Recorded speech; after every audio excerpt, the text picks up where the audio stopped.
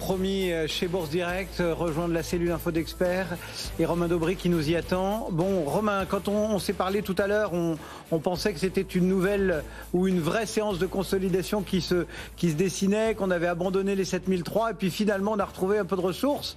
Qu'est-ce qui se passe ? C'est ce que j'essayais de vous expliquer au moment de la coupure de son tout à l'heure. On a une consolidation que j'appelle un peu verrouillée. Elle est verrouillée parce que on n'arrive plus à payer les points hauts. On a vu déjà pour des considérations techniques l'échéance des marchés dérivés qui avait lieu donc du mois de février, qui avait lieu vendredi dernier. Un petit peu de signaux de faiblesse sur des niveaux de 7386 points sur le futur CAC 40.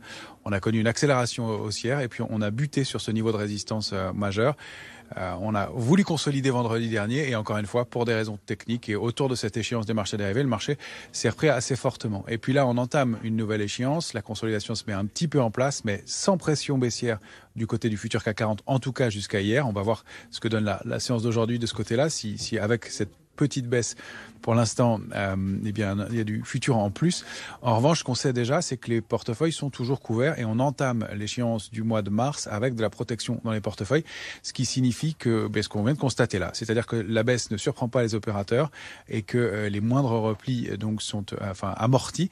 Et comme on a en plus de ça, on le sait, un phénomène d'opérateurs qui ont raté une partie du mouvement haussier, chaque repli est assez vite mis à profit pour payer. Alors si on vient ajouter ça des phénomènes techniques liés aux algorithmes, effectivement, qui viennent amplifier des mouvements dans un marché qui donne des opportunités. Ça donne des mouvements un peu erratiques comme ça. Reste qu'il faut dézoomer et voir que effectivement on a donné des signaux de faiblesse à court terme. Alors, comme c'est une nouvelle échéance, cette échéance du mois de mars, qu'on n'a pas beaucoup de notions encore d'intérêt sur le futur CAC 40, il va être intéressant de voir dans les heures à venir si on a un peu de pression baissière ou pas du tout. Pour l'instant, ça ne semble pas être le cas.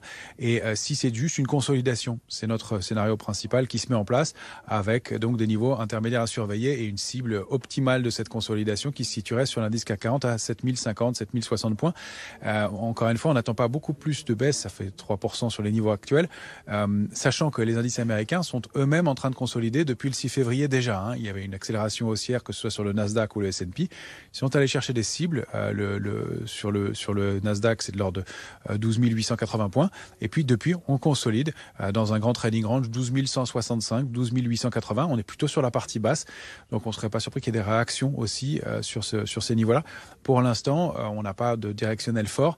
Et encore une fois, un petit peu le marché réalise un petit peu qu'il est peut-être un peu optimiste quant aux réactions et aux évolutions à venir de la politique monétaire de la Fed, compte tenu des signaux de diminution de la ralentissement de l'inflation. Donc on a des marqueurs importants qui vont être publiés cette semaine avec, comme on le disait, les minutes de la Fed, l'indice des prix PCE à vendredi.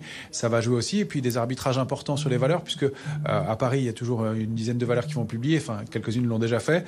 Et puis on aura Home Depot et Walmart aussi qui vont publier aux États-Unis ce soir. La consommation aux États-Unis, ça peut être important et alimenter un peu les mouvements. Donc peut-être un petit arrêt à court terme dans la tendance, c'est plutôt sain et salutaire, mais encore une fois avec des volontés d'achat sur repli.